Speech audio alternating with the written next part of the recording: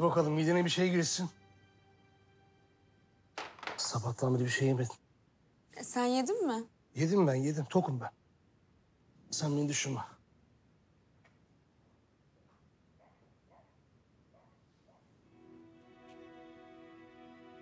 Banu,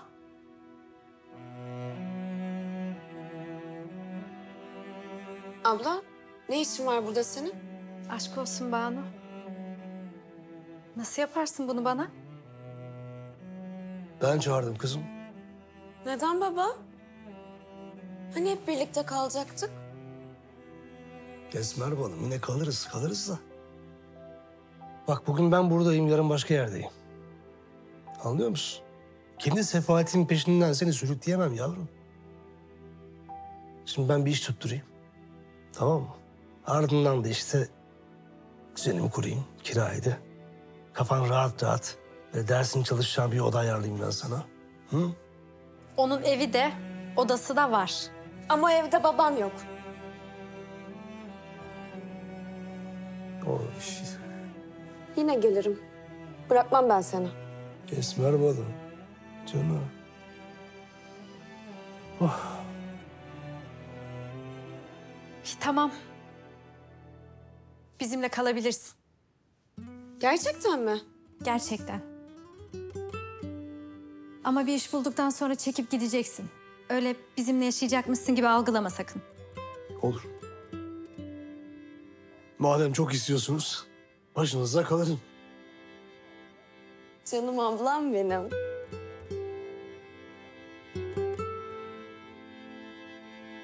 Teşekkür ederim. İyi. Siz eşyalarınızı toplayın. Ben dışarıda bekliyorum. Gel. Oo Esmer balım. Oldu bitti işte. Hadi ablamı bekletme. Eşyaları toplayıp geliyorum ben. Kardeş bizim hesabı.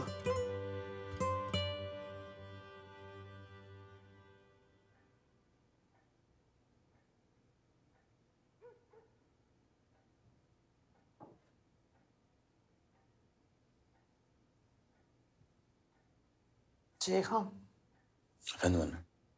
ne oluyor oğlum? Bir şey yok anne. Nasıl bir şey yok? Hı? Bana bak. O adamlar sıkıştırıyor seni değil mi? Hı? Evin yüzünde onlar bu hale getirdi. Bir de utanmadan kaza geçirdim diyorsun. Ah be oğlum, bari anneni aptal yerine koyma ha? Ben seni niye aptal yerine koyayım ya? Endişelenme diye söylemedim sana ben. Onlar yaptı evet. Parayı vermedim diye hırpaladılar biraz. Yaptılar. Elleri kırılsın inşallah. Bana bak, acıyor mu? Yok yok. Yok acımıyor. Ne yapacağız peki Ceyhun? Bir şey söyle. Yani hallederim dedin. Nasıl halledeceğiz? Yani bu adamlar bugün böyle, yarın bir daha geldiklerinde... Allah korusun yani Ceyhan.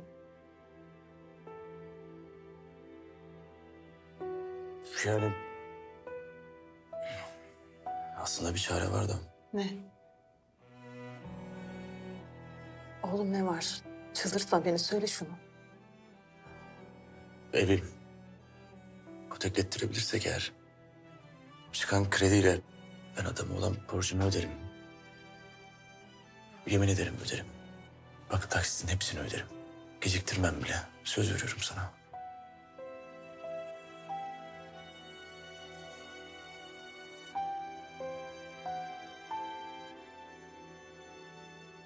Bana bak. O taksitleri ödeyeceksin. Yemin ederim ödeyeceğim. Hepsini ödeyeceğim. Yemin ederim ödeyeceğim. Söz veriyorum sana bak. Ödeyeceksin tabii. Tamam, şimdi neyse yapacağımız onları yapalım. Ama ben bir daha seni asla böyle adamların yanında görmeyeceğim. Duydun mu Ceyhun? Yok ben bu emlakçısını aldım. Ben bir daha tanımadığım adamların parasını falan almak. Bitti. Tamam, göreceğiz. Bir de bir şey söyleyeceğim. Sakın Mert bunu bilmesin. Sen o taksitleri ödeyeceksin. Kredi kapandığı zaman gerekirse ben ona söyleyeceğim. Tamam. Ben istemiyorum, istemiyorum. Otur. Vallahi ben seni o kadar sevmiyorum. Otur şuraya.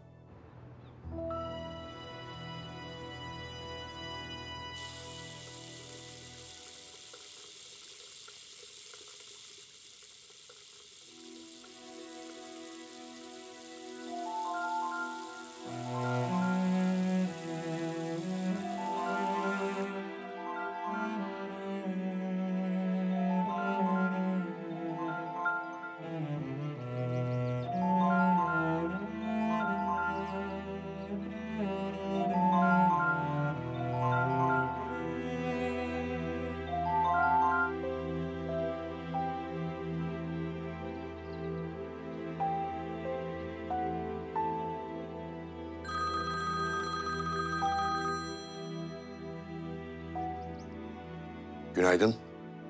Günaydın. Artık gün ne kadar aydın olabilirse. Müsait miydin? Konuşamadık seninle. Hayırdır, kaçırdığım bir şey mi var? Ne bileyim. Bugün önemli.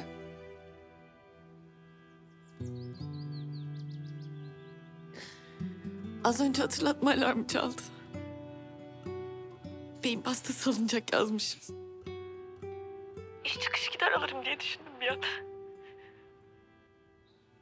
Düşünebiliyor musun Doğan?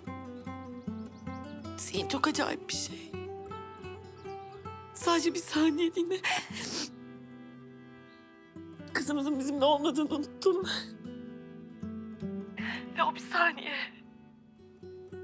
son 5 yılda yaşadığım en mutlu an. Yapma Tülin. Bunu daha önce de konuşmuştuk. Sil o notu. Yoksa İpek'in gittiğini asla kabullenmeyeceksin. Böyle bir şeyi hangi anne kabullenmek ister ki? Sen? Sen babası olarak evladının öldüğünü kabul edebildin mi? Acımaz alacağını her geçen gün artıyor. Hele bir de böyle günlerde. Artık hazırlanmam lazım. Neyse ki bizi ayakta tutan işlerimiz var değil mi?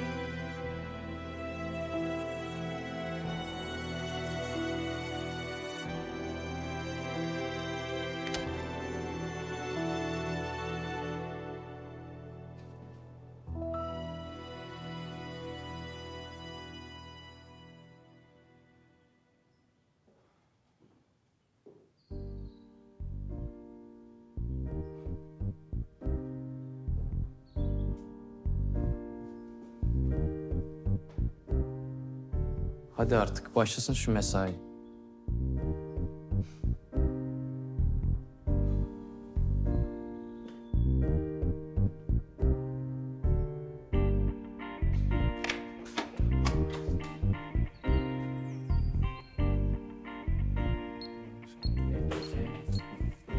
Abi günaydın. Oo erkencisin maşallah. Öyle bir sürü evrak işi vardı. O yüzden erken geldim.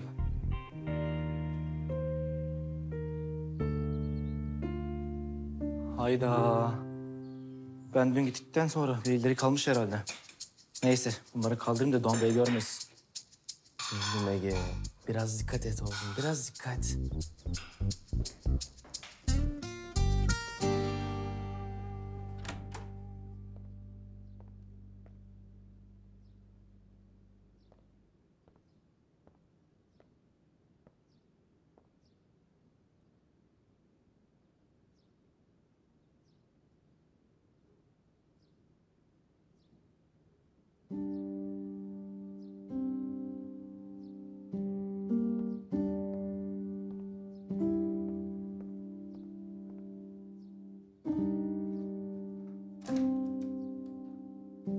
Abla.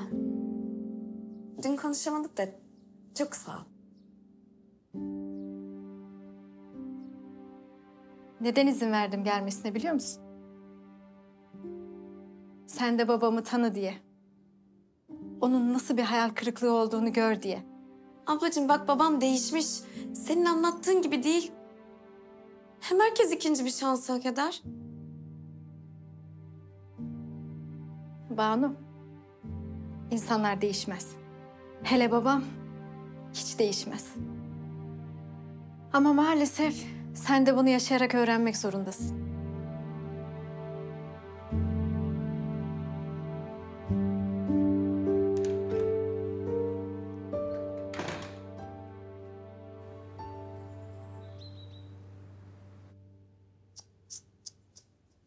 Yazık çocuğa ya. Bari annesine ver değil mi? Mert, sence bulduklarımız çocuğun annesini kazanmasını sağlayacak mı? Bence kesinlikle kazanacak. Şunlara baksana ya. Bayağı kendilerinden eminler. Güzel bir delil var ellerinde bence. Bizimki kadar sıkı bir delil olduğunu sanmıyorum. Kendi kulağımızda duyduk.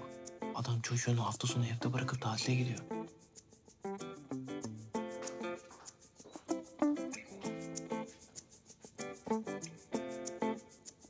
Bir şey mi arıyorsun canım? Şuralarda bir yerde emsal teşkil eden bir velayet davası vardı da ona bakıyorum.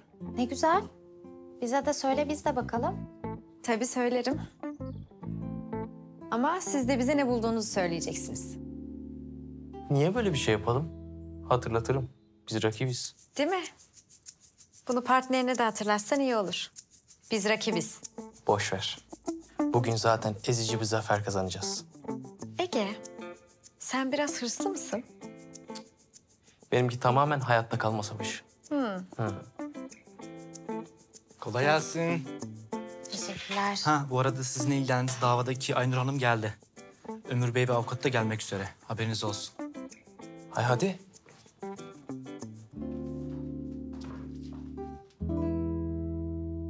Buyurun böyle alalım sizi. Selim Bey de birazdan gelir. Ne ikram edelim? Teşekkür ederim, ben bir şey almayacağım. Teşekkür ederim. Zaten fazla vaktim yok. Senin zaten hiçbir zaman vaktin yok ki. Aynur, insanların içine yine başlama lütfen. İzninizle. Siz hayırdır böyle? Koştur koştur. Bu bizim davamız Irmak Hanım.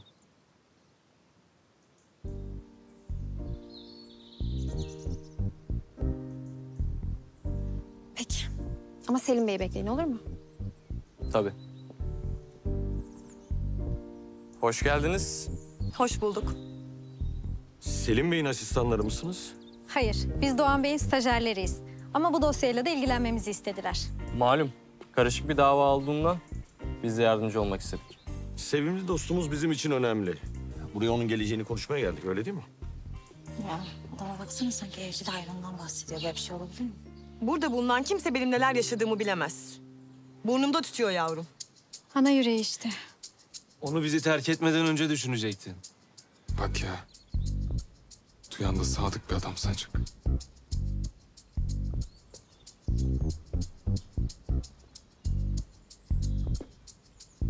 Kusura bakmayın, beklettim. İzninizle.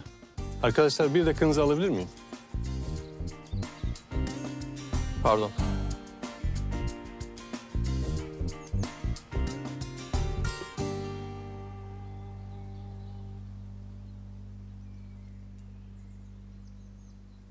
Gençler, izin verirseniz müvekkilim ve karşı tarafla kısa bir toplantı yapacağım. Tabii ki.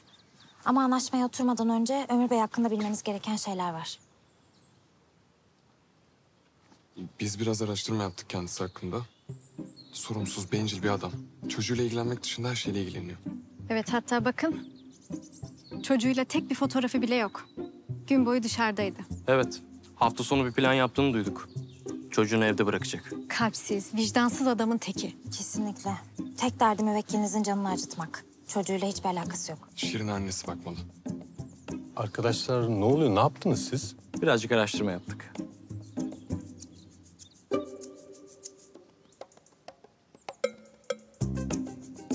Anlaşıldı.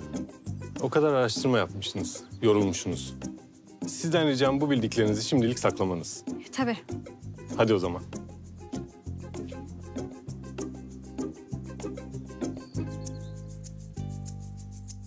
Bu konuda direnirseniz Ömür Bey, biz de anlaştığımız maddeleri geri çekmek zorunda kalacağız.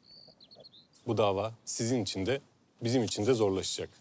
Ben Şirin olmadan yapamam. Hafta sonu onu görmeye gelebilirsiniz. Aynur Hanım bu konuda anlayışlı olacaktır. Selim Bey affedersiniz.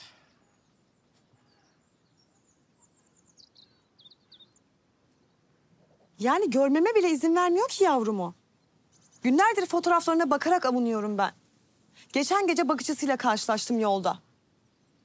Beni o kadar özlemiş ki. Bakar mısınız şuna?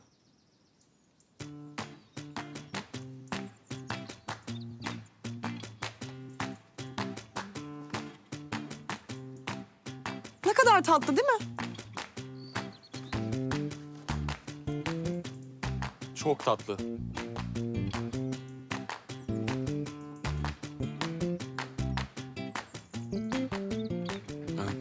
Şirin bu mu? Çok tatlı değil mi? Çok tatlıymış. Sizin anlaşamadığınız bu yani. Yani. Harika. Çok güzel. Madem çocuğum hafta içi Aynur'da kalacak, hafta sonu tüm gün alırım. 8 saat olmaz. Tamam. Anlaştık o zaman. Peki o zaman dosyayı tamamlamanız için size veriyorum Selim Bey. Ömür Bey de o zaman imzasını atar. Kolay gelsin. İyi günler. İyi günler. İyi günler.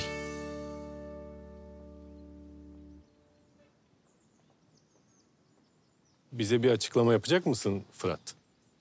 Arkadaşlar ne oluyor? Velayet davasındaki söz konusu olan çocuğun bir köpek olduğunu öğrendik de. Küçük bir çocuğun geleceği için endişe ettik. Adamın peşine takıldık. Olacak iş değil. Yeni gelen stajyerlerimize bir hoş geldin şakası yapayım dedim. Aşk olsun Fırat. Tamam, özür dilerim. Nereden bileyim pat diye masaya oturacaklarını? Ama kabul edin, çok komikti.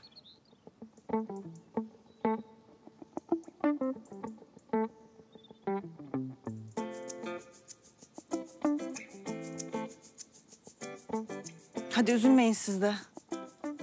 Dosyaya gösterdiğiniz hassasiyet için teşekkür ederim. Ama bundan sonra daha dikkatli olun. Hadi şimdi herkes işinin başına. Selim.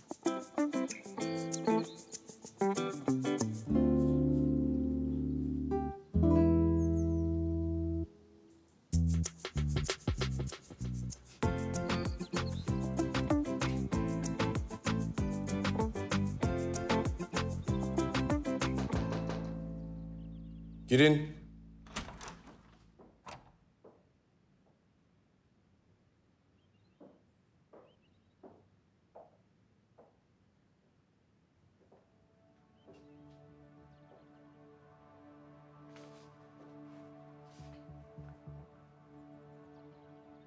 Kötü bir şey mi oldu? Maalesef Doğan Bey. Tanığımız Eşref Güner konuşmaktan vazgeçti.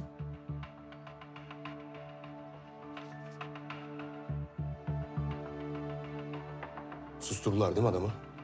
Sanırım Tahsin Terman kendisine ulaşmış. Yani bunu net bir şekilde söylemedi ama ben konuşmamızdan bunu anladım. Tamam, sağ ol.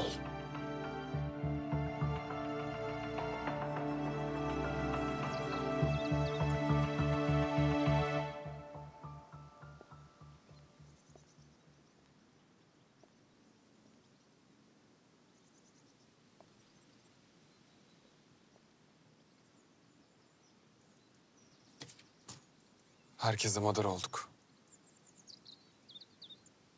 Acaba herkes biliyor mu? Doğan Hoca bilmesin yeter bana. Adamın bir daha yüzüne bakamam. Düşünsenize, hakkımızda bıraktığımız ilk intiba saf bu çocuklar olacak. Ya düştüğümüz duruma bakar mısınız? Saçma sapan bir yarışa girdik. Rakip olacağız diye detayları kaçırdık. Bu da demek oluyor ki önce iyi bir ekip, sonra rakip olacağız. Tabii. Nasıl mümkünse. Ben onu bunu bilmem de adam sağlam kafa buldu bizimle. Bir de bana göz falan kırpıyor ya. Egeliler böyle gol yemez genelde. Ben fena bozuldum. Bir gideyim kendime geleyim.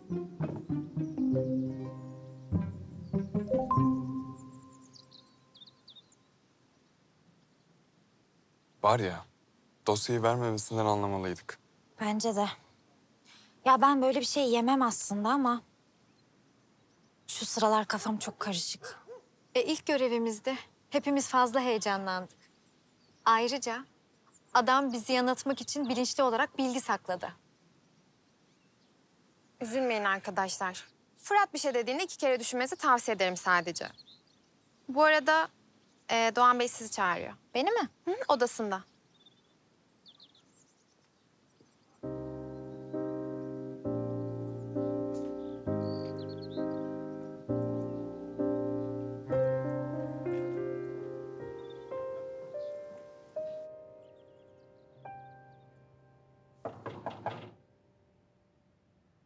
Girin. Buyurun Doğan Bey. Otur Hale.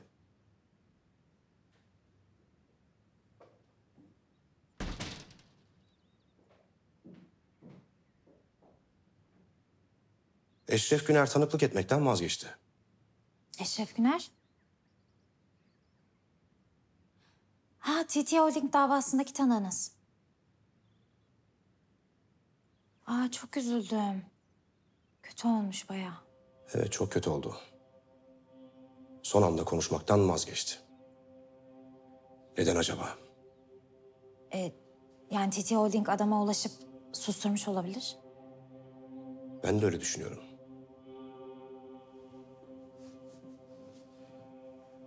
TT Holding'in Eşref Güner'den haberi yoktu.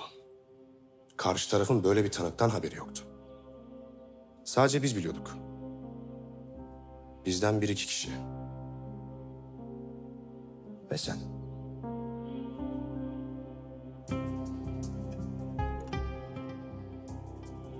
O gün tesadüfen duydun. Nasıl yani? Tahsin Tayman'a haber uçurduğumu mu düşünüyorsunuz? Olamaz mı? Üvey kızısın. Bu ofisteki herkesten daha çok nedenin var bilgi sızdırmak için. Doğan Bey, bilgi sızdıran kişi ben değilim. İşime asla ihanet etmem ben.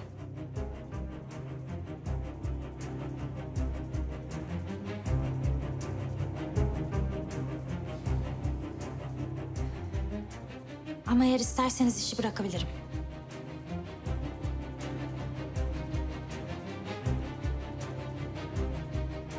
Tamam. Ben anladım sizi. Siz mahkemeyi kurmuşsunuz zaten.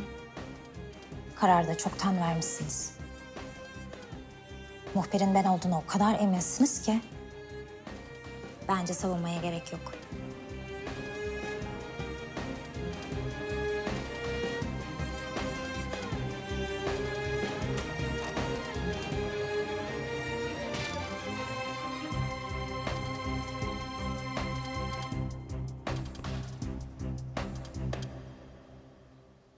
Kahveler geldi. Teşekkür ederiz. Eline sağlık olsun.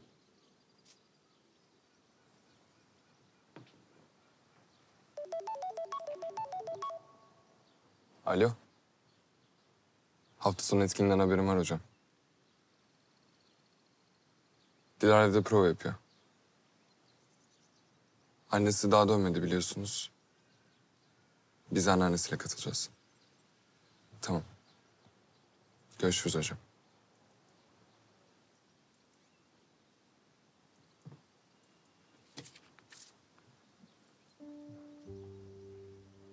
Çok özel değilse bir şey sorabilir miyim? Tabii. Dilara sizinle mi kalıyor? Evet.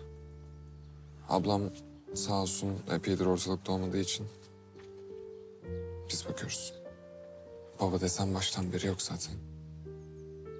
Ya bakmak mesele değil. Dilara'ya canımız feda. Ben onun için üzülüyorum. Bir anne çocuğunu hiç aramaz mı ya? Çok üzüldüm. Özlüyordur annesini. Hem de nasıl? Her gün yalan söylemek zorunda kalıyoruz. Annen sen okuldayken aradı diyoruz. Da yani bir yere kadar. Zavallım dün isyan etti.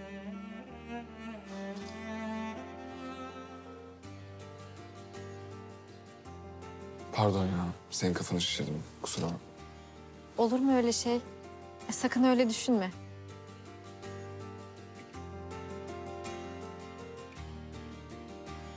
Aslında bir hediye alsanız, annesi almış gibi. Belki biraz özlemi diner, hem sevinir de. Yine yalan söyleyelim diyorsun yani. Yok, tam öyle demiyorum tabii de.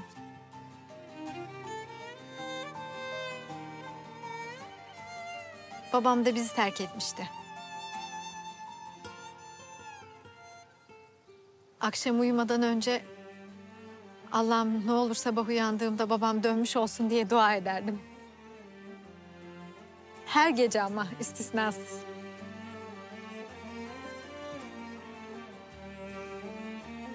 Şimdi düşününce birilerinin bu babandan geldi diye yalan söylemesi iyi olurmuş gibi geldi.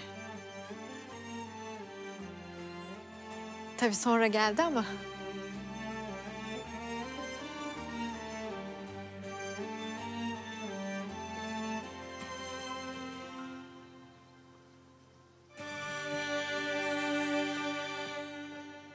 Yemeğe mi? Hayır Bahar, gidiyorum. Artık 3 kişisiniz. Nasıl yani, istifa mı ettin? Evet, istifa ettim. Çünkü ben bu önyargıya gelemiyorum. Tahsin Tayman'a muhbirlik yaptığımı düşünüyorlar. Ben gerçekten üzüldüm. Üzülme ya. Boş ver.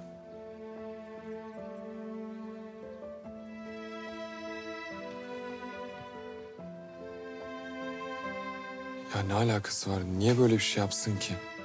Tahsin Tayman, Hale'nin üvey babası.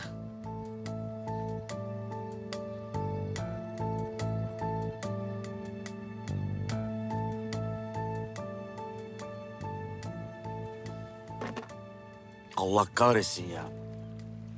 Aklımı yiyeceğim. Vallahi sinirleniyorum ben böyle ha. Lan çıkacak diyorum çıkmıyor. Aha diyorum bugün çıkacak diyorum lan diye dibi gördü ya. Abi bak sen bu koyun kaptırdın kendini iyice. Donuna kadar kaybedeceksin en sonunda ha. Şu kredi bir çıksa da. Ne kredisi ya? Evi ipotek mi ettireceksin? Ne yapayım oğlum? Ne yapayım? Başka çarem mi var? Sağ olsun annem halledecek. Ben de ona taksit ödeyeceğim vallahi. O da kabul etti. Sağ olsun.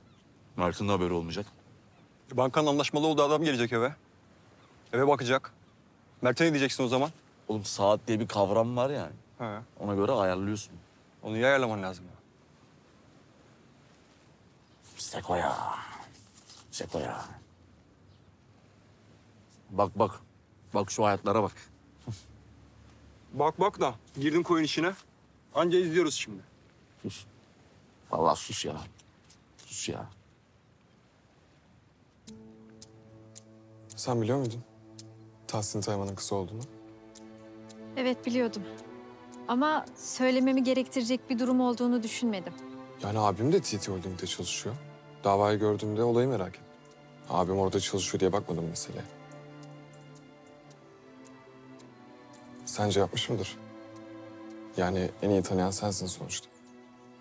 Hale pek çok şey yapabilir ama böyle bir şeyi hiç sanmıyorum. Oh be, kendime geldim. Buzlar kraliçesi yok mu? Dur tahmin edeyim. İçeride puanları topluyor değil mi? Hale istifa etti. Ne? Şaka. Yok değil. Doğan Bey TT Holding davasında birilerinin ofisten bilgi sızdırdığını düşünüyormuş. Davaya tanıklık edecek neydi adı? Eşref Güner diye biri. İşte güya Hale bu ismi Tahsin Tayman'a iletmiş. Adam da tanıklık etmekten vazgeçmiş. Eşref Güner. Eşref Güner.